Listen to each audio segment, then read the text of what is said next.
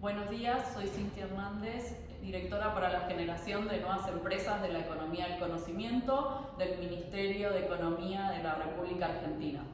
Desde la dirección trabajamos en optimizar los procesos de innovación tecnológica. En tal sentido, hemos presentado la propuesta de codesarrollo como herramienta de innovación abierta en la Argentina. La propuesta surge del diagnóstico de pequeñas y grandes empresas. Hemos visto que más del 52% de las pequeñas empresas son las que aplican actividades innovativas. Por otro lado, las grandes empresas, más del 57%, son empresas manufactureras que en la mayoría de su patrimonio tienen equipamiento e infraestructura que pueden disponibilizar para agilizar los procesos de innovación tecnológica. En tal sentido, el codesarrollo facilitaría la innovación tecnológica, ya que posibilitaría que las startups puedan acceder a infraestructura existente en las grandes empresas. Y las grandes empresas podrían acceder a las capacidades innovativas de las pequeñas empresas, lo cual sería una estrategia de ganar-ganar para hacer llegar de manera acelerada nuevos negocios tecnológicos al mercado. Así, para incentivar estos procesos de codesarrollo, se proponen tres ejes de acción. El primero, relacionado a generar plataformas virtuales que faciliten el acercamiento de empresas que cuenten con capacidad ociosa y startups con capacidades innovativas y podamos conjugar esas necesidades con esas posibilidades de desarrollo conjunto. Por otro lado, se proponen programas de formación de recursos humanos que puedan coordinar estas actividades y alinear los intereses de grandes, pequeñas y startups tecnológicas.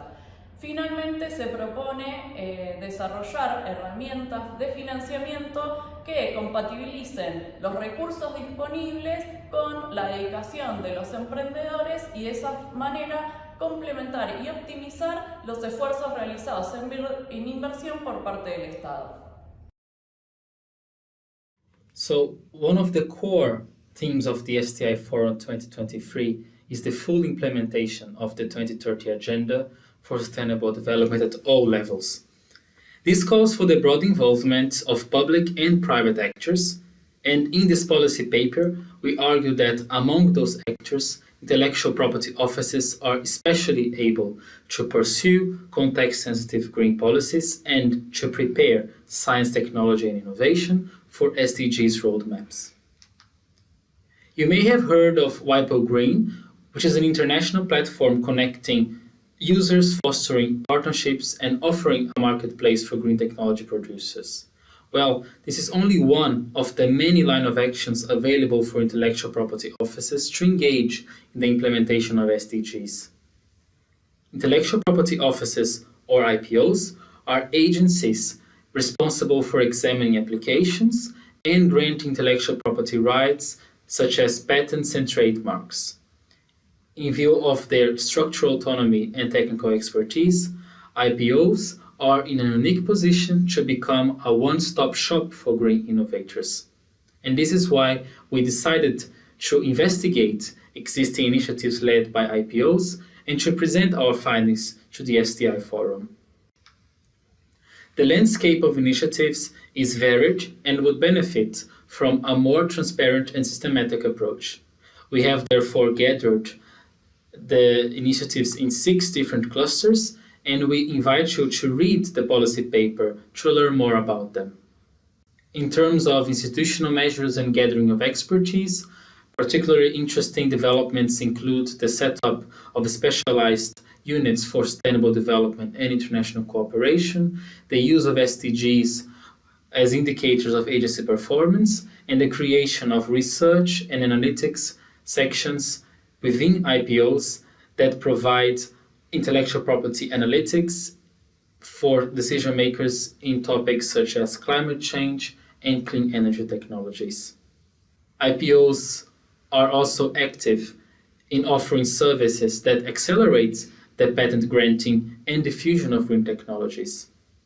When it comes to patent granting, more than 10 IPOs worldwide offer accelerated programs for green patent examination. It is also interesting to point out that once those patents are granted, some of those IPOs have an inventory of available green technologies, which makes it easier to the broad public to access green patent information. And as for services for the diffusion of green technologies, IPOs have joined forces with other organizations nationally and internationally to increase the impact of their actions. That's why we see, in addition to Wiper Green, similar initiatives facilitating partnerships in countries such as Brazil, Chile, and the United States, and the involvement of IPOs in ongoing acceleration projects in technology sectors such as smart agriculture and clean water distribution. The conclusion of our paper is that intellectual property offices should consider integrating innovation initiatives and setting one-stop shops that offer wide services to green technology users and producers. This, however, is only possible if there is sufficient financial, technical, and human resources. For that matter, partnerships with other organizations, in particular through Wiper Green, will save costs and will allow for the exchange of expertise. In addition to that, such measures should be set up in a way that signal the trustworthiness of IP offices. By taking up an extended role in green innovation policy, they will have to showcase their ability and demonstrate their benevolence and integrity towards realizing the SDGs. We hope that our contribution to the STI Forum will be a springboard for further discussion, and we thank you for the opportunity to present our findings. Hello, this is a presentation of a policy brief, Girls and Women as Innovators, that we have published as part of the 8th Multi-Stakeholder Forum on Science, Technology and Innovation for the Sustainable Development Goals. We were interested in analyzing gender disaggregated data on patents to shed light on any patterns in innovation that vary by gender. We know that tech remains a male-dominated field in many ways. For example, in 2020, women made up only 26% of data and AI positions in the US. Many cultures actively steer women to domestic roles and to work that fits into these roles, usually unpaid work or low productivity work. However, there is something that has always intrigued us.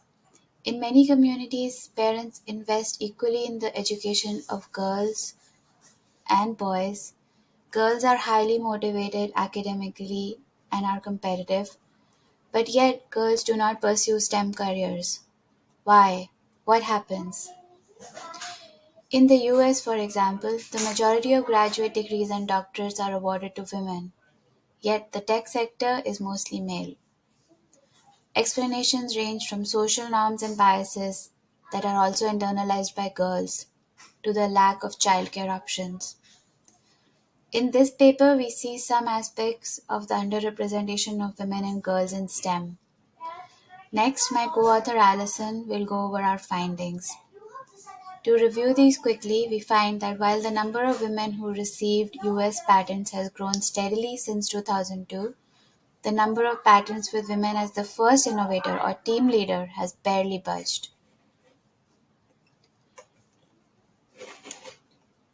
We also find that all male teams remain all too common when it comes to patents, and all female teams are hard to come by.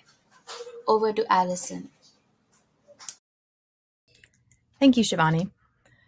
So the data we used was from the US Patent and Trademark Office, and it included the gender of each inventor on a patent. This allowed us to do more than simply look at women's participation, but also to look at women's leadership of patents. And what we found can be illustrated quite clearly in this graph here. So the red line shows the percentage of patents with at least one woman inventor, while the blue line shows the percentage of patents with a woman as the lead author.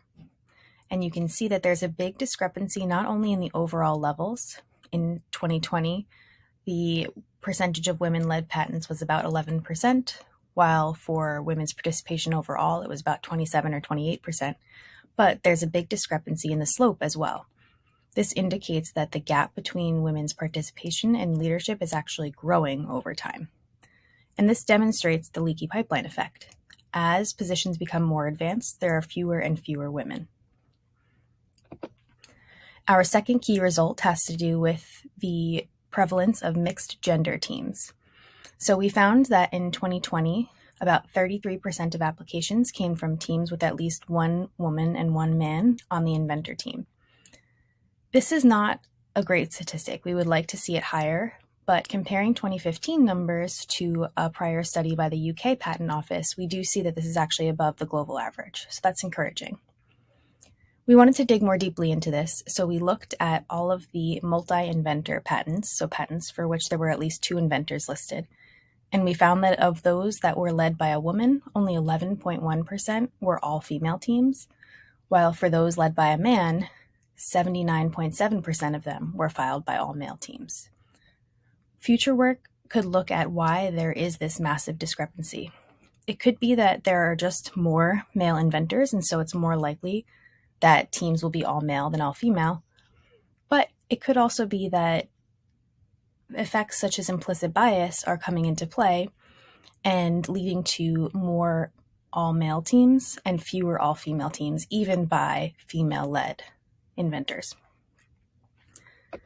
Given these outcomes, we have several policy recommendations to address both the participation gap and the leadership gap, largely around shoring up the leaky pipeline and addressing structural factors that prevent women from participating equally in the workplace. We'd love for you to check out the full policy brief to get more detail about how we did our analysis and our policy recommendations, and you are welcome to email either Shivani or myself at the emails listed here. Thank you. I would like to begin by acknowledging and celebrating the first Australian on whose lands I live and work, and pay my respects to the elders past, present, and emerging. Effectively addressing the grand societal challenges of the 21st century, as encompassed by the SDGs, requires a step change in the availability of knowledge, data, and the enabling capabilities required to turn that data into knowledge. A framework towards enabling this goal is the concept of findable, accessible, interoperable, and reusable or fair data. The last decade has seen a wide increase in awareness of the need to make data findable, with a concurrent increase in the amount of data available globally. However, as the breadth and complexity of our data gathering capability increases, there is often a nonlinear increase in the complexity of tools required to make use of these data.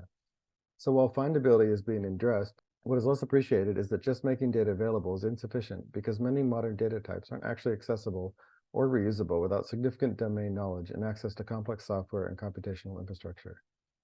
Likewise, if we aspire to creating a more equitable and inclusive future, we must recognize that the concepts of accessibility must also include enabling access to data and the tools needed to work with that data for traditionally disenfranchised groups such as Indigenous communities. Exploring this aspect of fairness unlocks a host of additional issues that must be addressed because lack of access to data, technology, and education are common mechanisms by which people are marginalized. Thus, an essential complement to fair data is the concept of care data principles, which provide a framework for how we can build capabilities that empower traditionally marginalized groups.